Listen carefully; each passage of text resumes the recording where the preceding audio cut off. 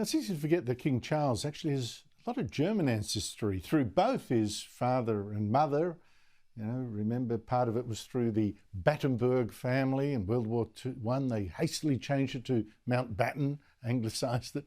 But last Thursday, the King gave an address to the German Parliament, the Bundestag, in part in fluent German, although I did detect an English accent there. And the German MPs just loved it, as if they'd missed their own royal family, which has been gone for a century now.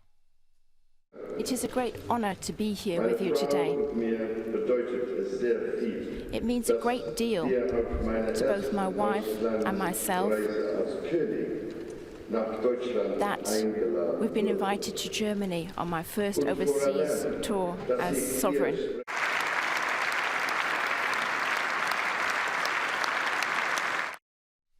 Now, mit uns every week from London is broadcaster and commentator Esther Krakue, who's not unfamiliar with standing ovations herself.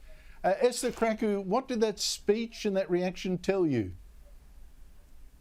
Well, it told us that very few people actually know that King Charles is very fluent in German, alongside French and Welsh as well. But it just showed his willingness to extend an olive branch for the UK's cooperation with Germany, outside of all the squabbles we've had with regards to Brexit. And I'm assuming he would have spoken French as well if he had managed to visit France, even though that didn't happen given the riots that are currently going on in France. But it just shows how important the royal family is, and the diplomatic role that they play, which many people don't actually understand outside of all the drama that we've seen with all the Sussexes, and the media exploits. The royal family are actually high-level diplomats, and even our most gifted politicians can't even boast about that, because they don't have the acumen. They're not raised in that same vein.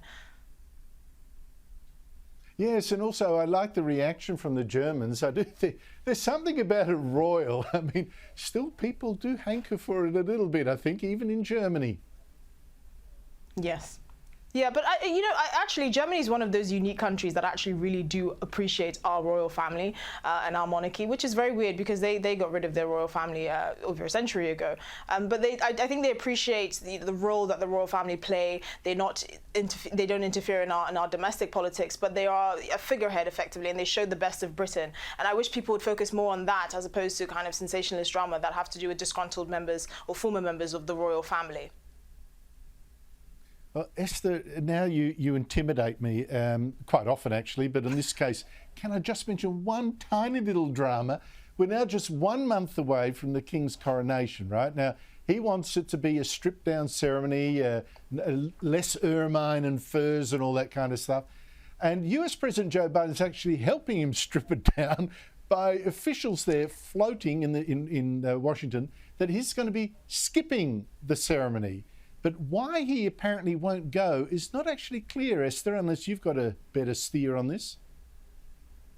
Well, I am a cynic because I do believe that it would be in very poor taste for the President of the United States to not attend this coronation, which is probably a once-in-a-40-year event. It would, call into question the nature of the special relationship between the US and the UK. We have heard reports that he is likely to send his wife, Dr. Jill Biden, in his place, but that simply won't do. He has to attend. I mean, people are saying it's because he's old and doddery, but, he engages with all sorts of heads of state.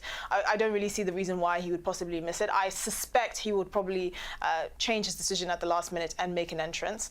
But I don't think it would be in very good taste for him to not attend the coronation. With regards to King Charles slimming down this coronation, I mean, we're used to a certain level of pomp and circumstance when it comes to anything to do with the royal family, and I think it would be a shame to deny the public of that. There will always be issues, social issues in the country that you could use as an excuse to not go all out and be as celebratory as you can be. But I think it would be quite an unfortunate situation if he were to choose to do that. We know that he's slimming down the royal family and the active working members of the royal family, but I don't think that should extend to his coronation, which he's waited many decades to have.